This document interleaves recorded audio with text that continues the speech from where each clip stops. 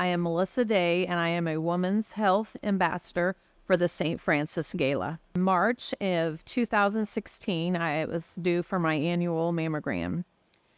And it's one of those things that I never miss because my family has had a history of lots of cancer. So I went in, had my mammogram, and Teresa called me the next day and said she needed some more films, asked me if I would come in, and I was just, wasn't too excited about going back in and wasn't too concerned about it, but she was really adamant that I needed to get in there and get it done. So I went in, had another mammogram screening done, and maybe even that day or the next day, they called and I needed to do a biopsy. So we came into here at the hospital and did a biopsy, and it came back that it was cancer. I had stage 1 invasive ductal carcinoma. After they told me that, of course, your world just crashes. I mean, we had just lost a special member of my family to cancer, and I had 2 kids that watched him go through that, and it's like, how do you tell your kids now you have cancer? So it was 3 days before my daughter turned 16, and I told my husband, I'm not going to tell her now. I want her to have her special day. So we walked around the house like nothing was wrong when really there was all kinds of things wrong. But it was probably a week after she had her birthday, we set them down at the table, and my son was a junior and she was just turning 16, and told him that I had cancer. And I don't know how you tell somebody that it's going to be fine. I'm going to be fine. I'm going to watch you walk across the stage for graduation when deep down you really don't know if it's going to be fine or not.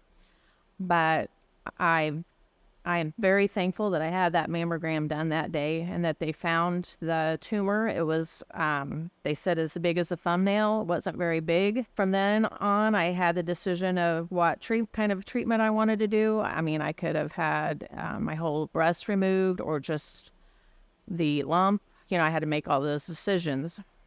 So we chose just to have the lump removed, and I had to do 30 radiation treatments. So for 5 days a week for 30 treatments, I drove to St. Joe to Mosaic and had radiation done. Of course, you hear all kinds of scary things about chemotherapy, but I talked to Dr. Bonnie Goings from Mosaic and St. Joe, and she gave me all kinds of statistics, and we decided not to do chemo. And my husband probably gave me the best advice.